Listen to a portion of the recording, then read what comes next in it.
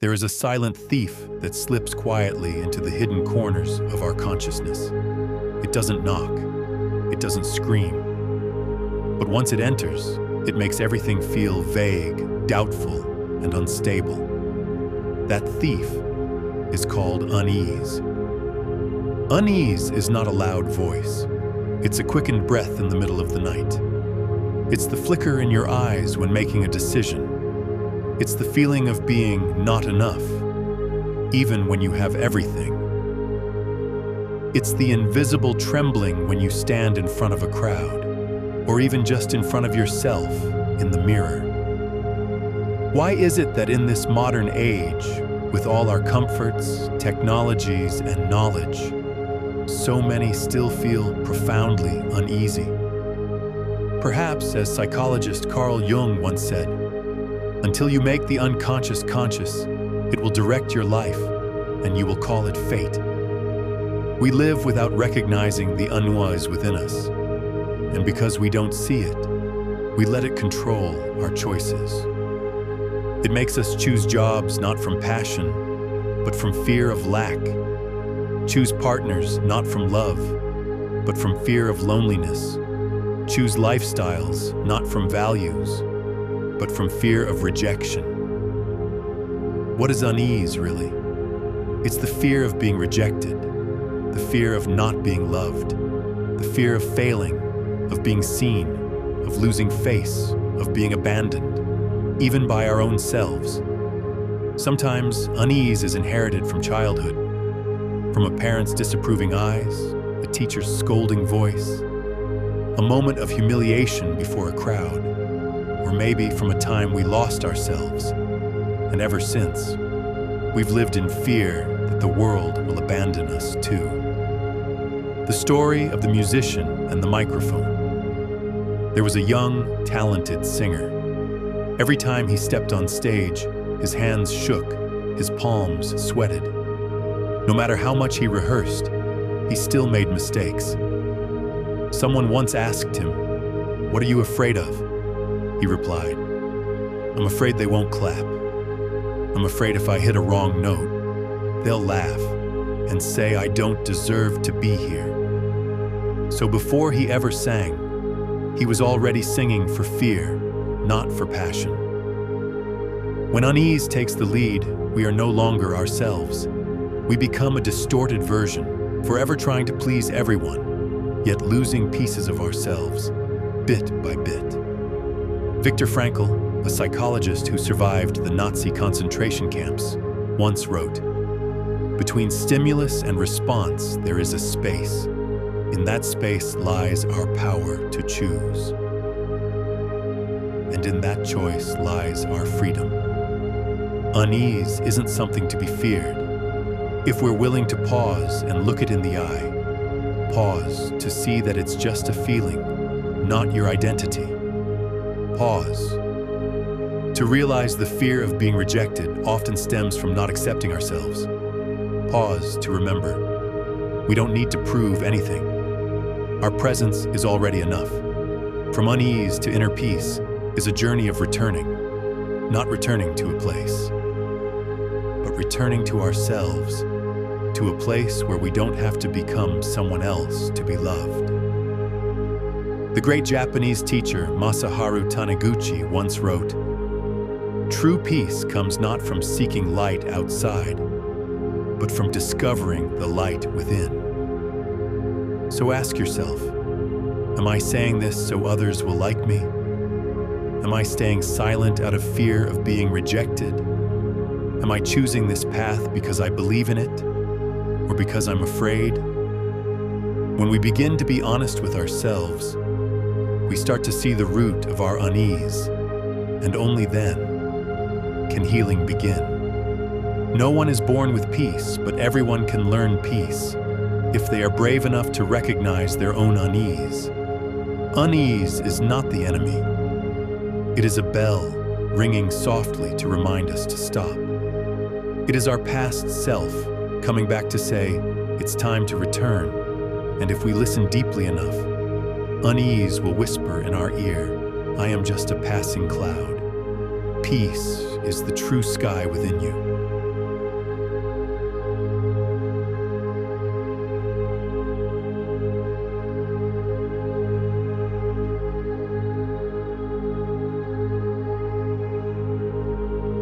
unmasking the unease hiding behind success.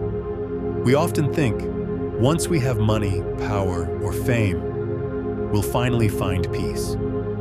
But in reality, many people become more uneasy the more successful they become. Why is that? Because success without inner understanding is often just a dazzling mask to cover a soul full of cracks. There are people who've reached the top of their careers, stood under the spotlight, yet curled up in fear at night in luxurious rooms, afraid of losing everything, afraid of being outshined, afraid that others will discover they're not as perfect as they seem, afraid of losing attention, afraid of losing approval. Steve Jobs once said, "Success can't fill the void inside you if that void comes from having lost yourself." Unease in success looks like this. You don't dare rest because someone else might get ahead. You don't dare make mistakes because your image might fall apart. You don't dare be real because you're afraid of losing people's love. The story of the businessman and the child. A wealthy businessman, owner of a chain of large companies, once asked a small child, "What's your dream?" The child answered, "I dream of having dinner with my parents every night." The businessman broke down in tears because he couldn't remember the last time he had dinner with his own child. He had achieved success, but lived with a quiet unease, fearing he was never enough for his family. Dr. Brené Brown, a researcher in vulnerability and courage, once said, "Vulnerability is not weakness. It's the most accurate measure of courage. And the most courageous person is the one who dares to say, 'I am feeling uneasy.'"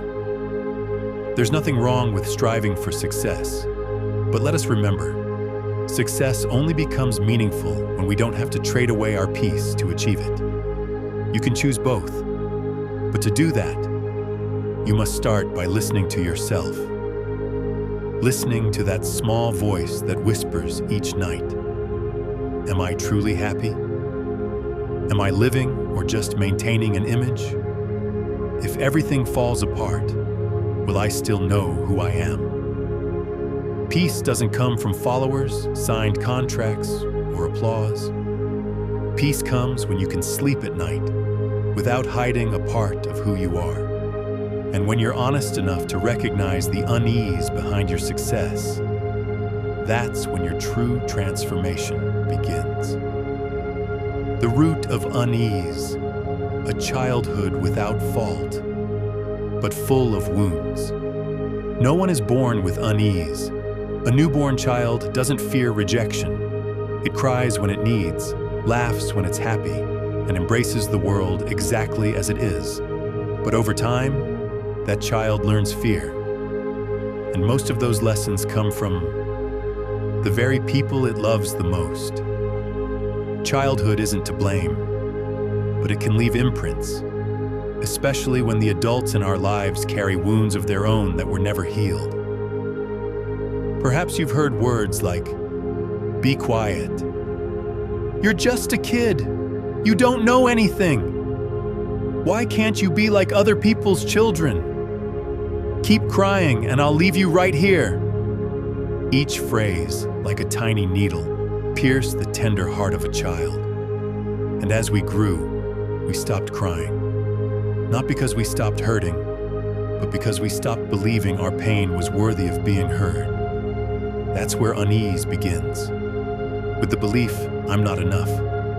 With the idea, only if I meet expectations, I'll be loved. With the quiet truth, I must abandon myself just to be accepted by someone else. Dr. Gabor Mate, a leading expert on trauma, once said, "A child will choose to abandon themselves rather than risk losing connection with a parent." And so we grow up, wearing masks. The mask of the good one, the mask of success, the mask of constant happiness. but underneath is still a child, shivering, waiting to finally be held. Let's revisit our childhood, not to blame, but to forgive, to understand. Our parents may have hurt us, but they too were repeating what was once done to them. They loved us in the only way they knew how, not always the way we needed. And now, it's time for us to do what they never could, to hold the child within ourselves. No one else can come and heal us, but we can begin by recognizing that our unease is not our fault. It is an inheritance, but we do not have to carry it forever. Someone once said, "We cannot go back and change the beginning, but we can start where we are and change the ending." And that journey begins with a simple act, a hug for the child inside us, the one who once trembled in fear of being left behind. A hug for a childhood that wasn't at fault, but desperately needed to be understood. Only when we return and embrace ourselves can we truly begin to heal the root of our unease.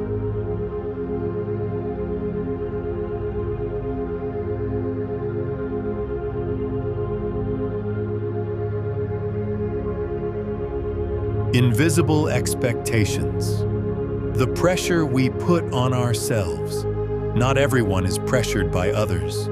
Sometimes, we are the harshest dictators in our own lives. We push ourselves endlessly, trying to please our parents, teachers, friends, colleagues, and even strangers on social media. But strangely, the most dangerous kind of pressure doesn't come from the outside. It comes from within. The pressure to always be better, to be on time, to be polite, to be kind, to be strong, to be successful. The pressure to be the perfect child, the ideal spouse, the flawless parent, the boss who never makes mistakes. These invisible expectations are like ropes tightening around our freedom. We think we're living with purpose, but in truth, we're often just living under the haunting shadow of what we think we should be. Should be successful by age 30. Should get married before 35. Should own a house, a car, a title, just so we won't be looked down on. No one forces us. But we turn ourselves into victims of a silent checklist, and when we don't measure up, we quietly feel like failures.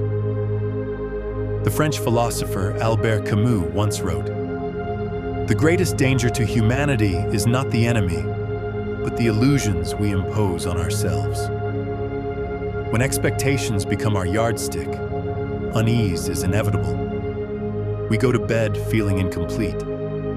We achieve, but still feel like we're falling behind. We receive praise, but still doubt our worth. Because deep inside, there's a voice whispering, "That's still not enough. Others are doing better. Push harder or you'll be left behind."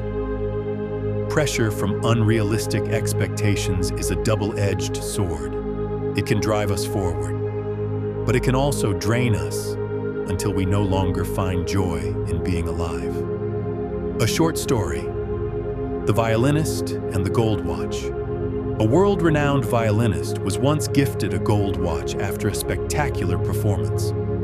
But from that day on, each time he took the stage, he thought, "Do I deserve another watch today?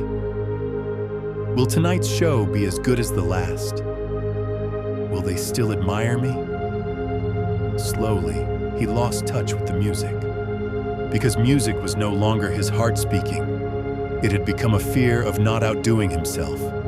And just like that, invisible expectations stole the most beautiful thing within him. So let's ask ourselves, these pressures I carry, who gave them to me? Am I chasing a dream or just following a standard? If I don't achieve this, will I still feel I'm enough? Thomas Edison, the brilliant American inventor, once said, I have not failed. I've just found 10,000 ways that won't work. To others, that looked like failure. To him, it was the journey, a vibrant life untouched by expectation's grip. And for us too, we don't have to be like anyone else. We don't have to meet anyone's standards. The only thing we truly need is to live in honesty with our own heart.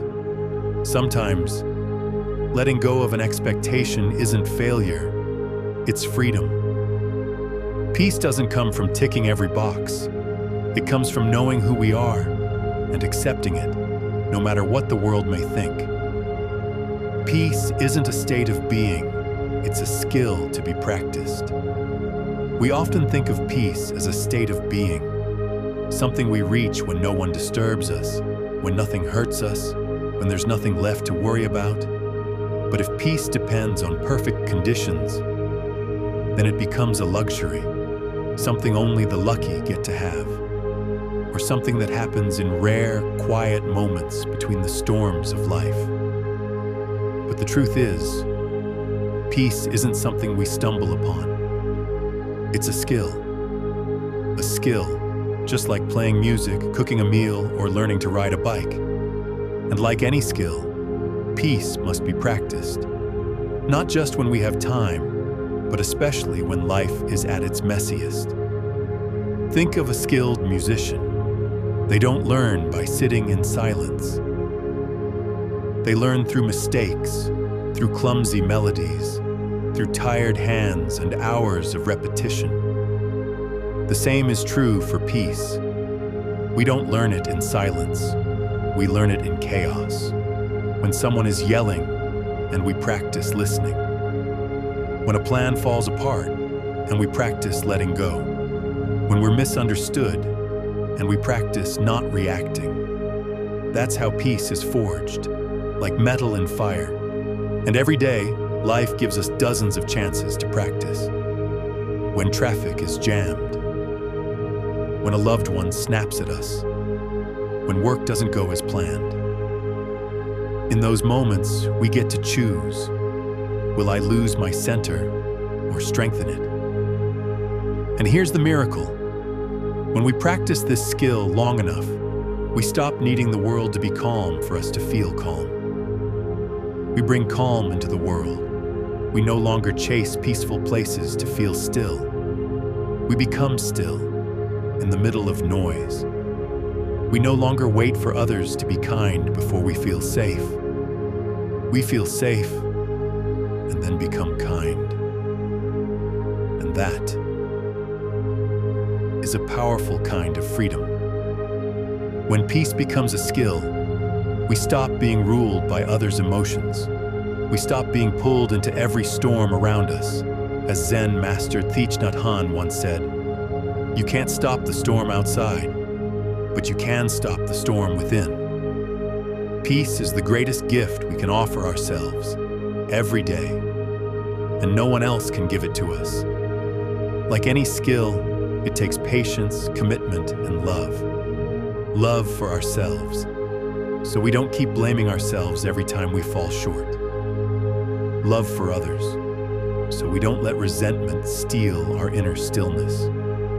You don't have to wait for life to settle before you can feel peace. Start now, with one deep breath in this very moment. Practice, like an artist of the inner world, and you'll begin to see peace isn't far away. It's a real ability, within reach, within you, in every beat of life. Peace doesn't come from outside. It's an inner journey. There's a common illusion that almost all of us have believed, that peace comes from our circumstances. If only I had more money, a nicer house, a more understanding partner, a kinder boss, then I'd worry less. Then I'd feel at peace. But the truth is, unease doesn't come from outside. And so, peace can't come from outside either.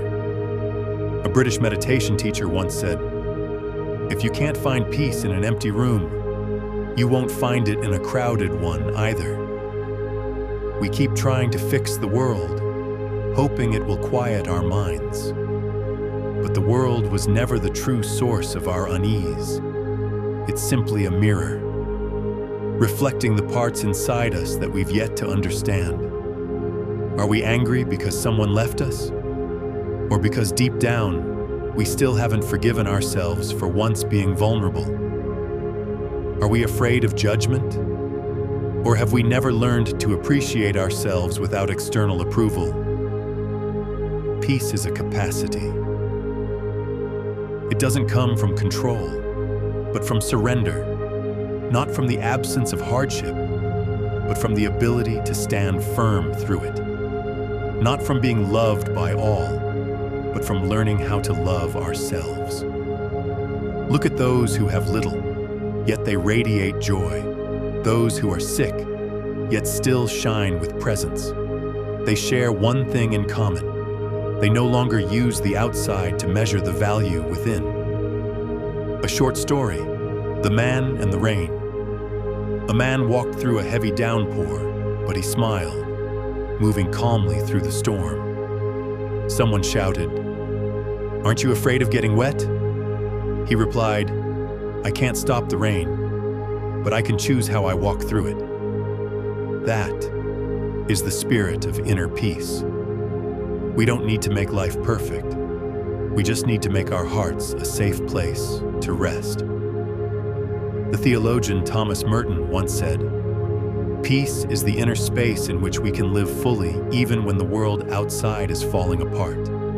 If you feel uneasy today, ask yourself, what outside thing am I trying to fix? If nothing changes, can I still find peace? Where have I searched for peace, and did I ever find it there? When we stop chasing and realize that every outward search was simply an attempt to soothe an inner panic, that's when the real healing begins. Peace is not a destination, it is a path. It is each step where we learn to sit with ourselves. No escaping, no blaming, no controlling, just staying and breathing with our fear. And then we realize, beyond the storm is a sky that was never gone, and that sky has always been within us. The body feels unease too. Learning to listen to your body. Unease isn't just an emotion, it lives in the body too. Have you noticed? When you're anxious, your heart races. When you're scared, your stomach tightens. When you're angry, your jaw clenches, your face tenses. As if preparing for battle, your body never lies. It always reflects your inner state. Like a loyal companion, your body sends you signals even before your mind fully understands what's happening. Watch for the signs. Stiff shoulders and neck. You might be carrying too much responsibility. Stomach pain. You could be swallowing too much worry. Dull headaches. You may be overthinking everything. If we learn to listen, we'll hear our body whispering something deeply important. Please pause for a moment. Take care of me. Zen master Thich Nhat Hanh once said, "The body is our first temple. Return to the breath, care for the body, and the mind will follow into peace." Coming back to the body doesn't need to be complicated. Just a few minutes a day. Take a deep breath and feel the air pass through your nose. Place a hand on your chest and feel the heartbeat. Close your eyes and simply notice the gentle energy in your fingers and toes. When you truly listen to your body, you'll realize peace is not something mystical. It begins with coming home, fully and mindfully, to yourself. Ask your body often, "Are we okay?" And listen, as if you're speaking to a child who just needs to be held. Your body doesn't just carry unease, it also carries the keys to your healing.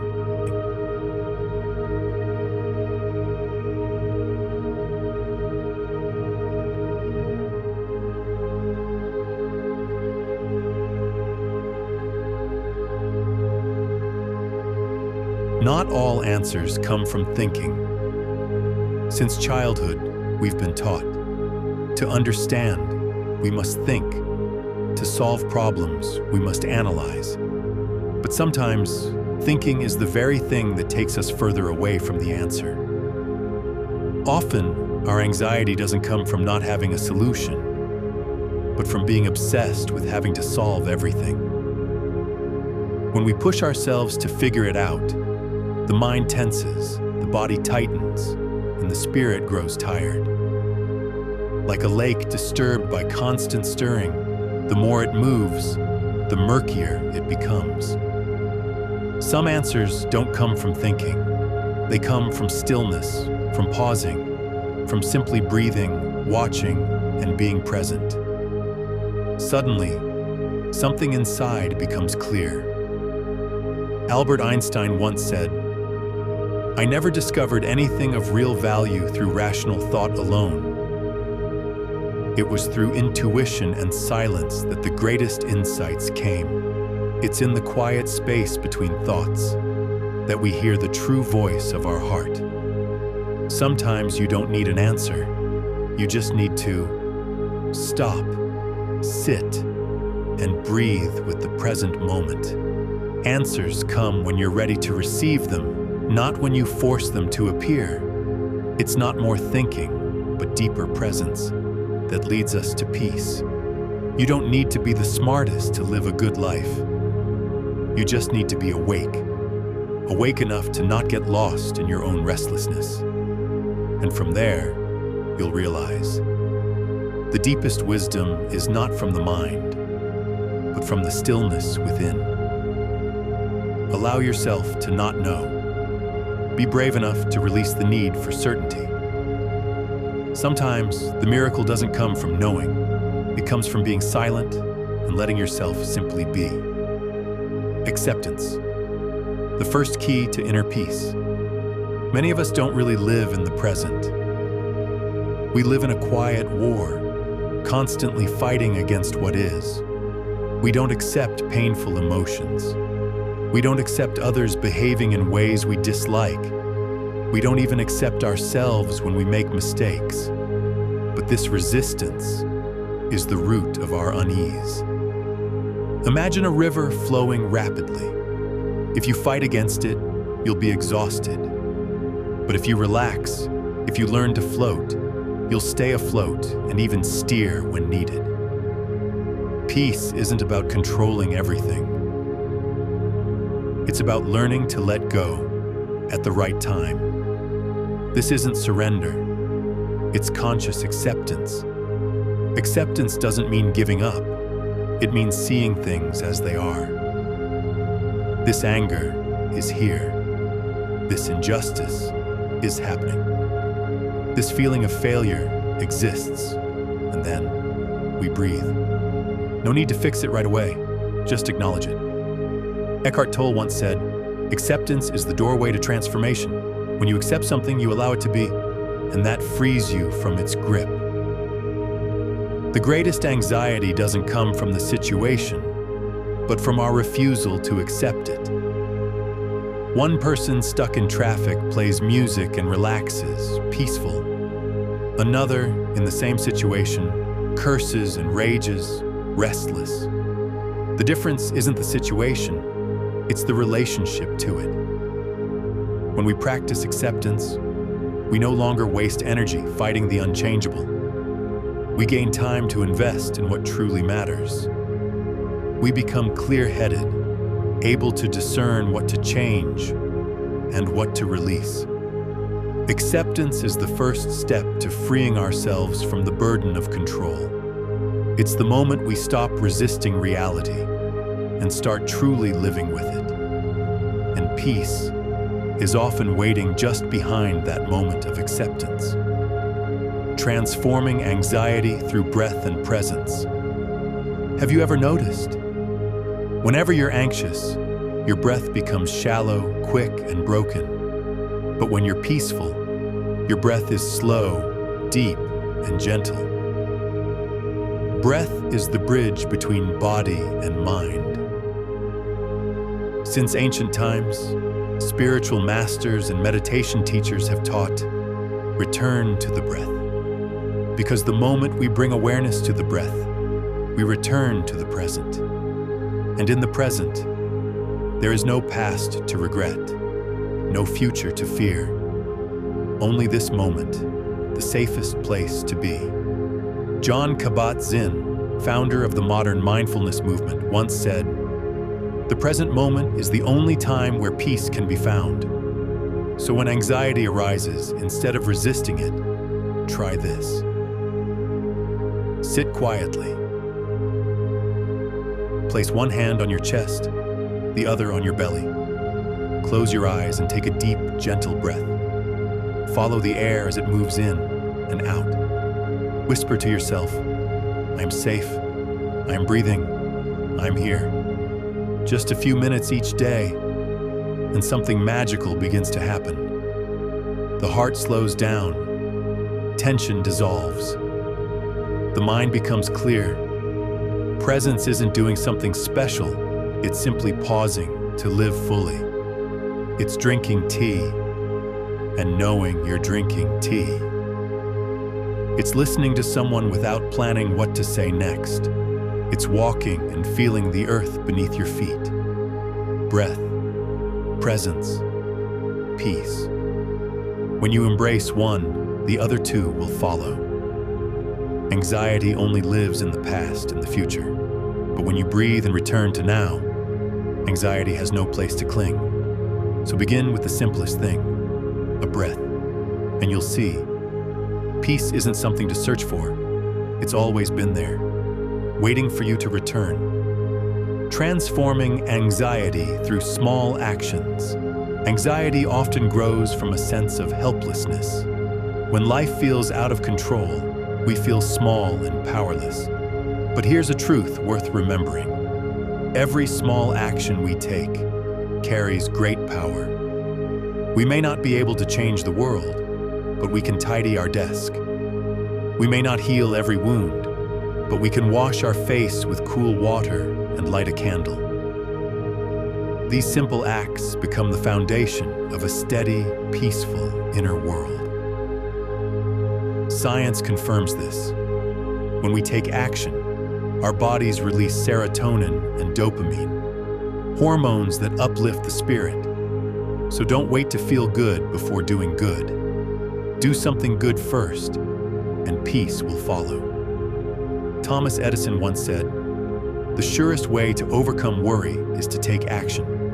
So, clean your room, write in your journal, brew a cup of hot tea, send a message of gratitude, step outside and gaze at the sky. These may seem small, but every time you do one, you reclaim a piece of yourself from the storm. Action is the medicine. It's the music. It's the light you create in the darkness of anxiety. And it's this gentle self-leadership that carries you toward unexpected peace. Learning to let go, not to lose, but to lighten. We often think letting go means losing. But no, letting go is liberation. You don't need to carry everything. Not everyone who hurt you must live forever on your back. Not every dream must come true for you to be worthy. Letting go doesn't mean failure. It means knowing your limit. It means being brave enough to set down what no longer nourishes your soul, to make room for something new. As the Dalai Lama once said, we suffer not because of loss, but because we cannot let go. You can release a weighty expectation, a relationship that's lost its truth, a standard that's draining your spirit, a wound long past that still aches. And when you let go, you don't lose anything. You just become lighter. Like a traveler's backpack, the less you carry, the farther you go. And on this journey to inner peace, you don't need to bring everything, just what's essential. And perhaps the first thing you can set down is the anxiety you've held on to every day. Unconditional love, the medicine for anxiety. Anxiety often stems from a deep belief, I am not good enough to be loved. From a young age, we learn to please in order to be accepted, to obey in order to be praised, to wear a mask so we wouldn't be rejected. And thus, love became a condition, a reward. But true love doesn't require us to be perfect. It exists simply because we exist. Dr. Brené Brown, a renowned researcher on vulnerability and courage, once shared, "Only when we believe we are worthy of love can we live with our whole hearts." So what if we tried to love ourselves, even when we're clumsy or confused? Extend compassion, even to those who don't understand us or have hurt us. Offer kindness without expecting anything in return. Love is not just a feeling, it is an intentional act. It is when we place our hand over our heart and say, I'm okay, I'm doing my best. Forgive ourselves for old mistakes as a gift to our growth. Look at others through eyes of empathy, not judgment. And miraculously, when we give love, anxiety has no place to hold on, because we no longer need to earn love. We just need to be fully present as we are. Love is the safest place to be. In love, we don't need to defend ourselves or prove anything, and peace, naturally, will blossom from there.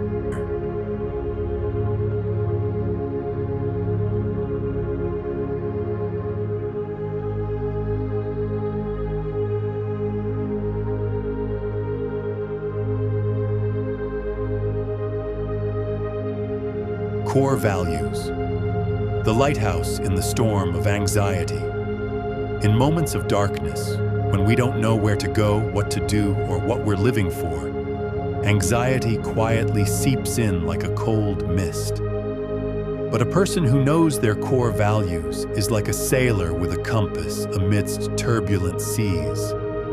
No matter how fierce the storm, they don't lose their direction. Viktor Frankl, Austrian psychiatrist and Holocaust survivor, wrote, "Those who have a why to live can bear almost any how." So what are your core values? Kindness, integrity, family, contribution, inner growth? Take time to write down 3 values you never want to lose, no matter what happens. They will be your anchor when your mind feels adrift. Why do values matter so much?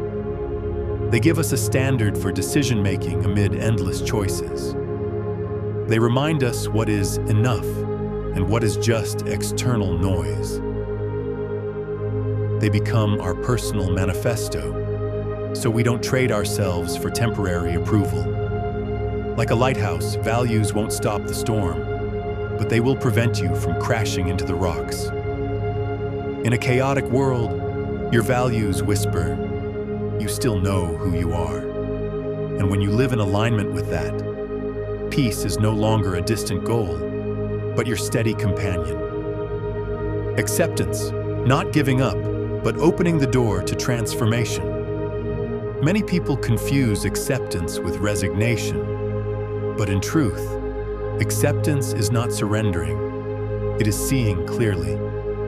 It's the courageous act of letting go of unconscious resistance and listening to what life is trying to teach us. When we are anxious, the mind tries to escape the present moment. If only that hadn't happened.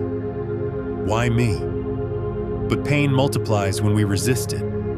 Carl Jung once said, "What we resist persists. What we accept transforms us." Acceptance doesn't mean agreeing with injustice or harm. It simply means facing things honestly. This is the situation. This is the pain. This is how I feel right now. When we truly accept, we stop wasting energy fighting what we cannot change. We allow ourselves to start again, from truth. We shift from being a victim to becoming a student of life. In Vipassana meditation, there's a simple yet profound practice. Whenever discomfort arises, gently whisper, "It's okay. This discomfort, it's okay. This sadness, it's okay. This mess, it's okay." By saying it's okay, we're not denying the pain.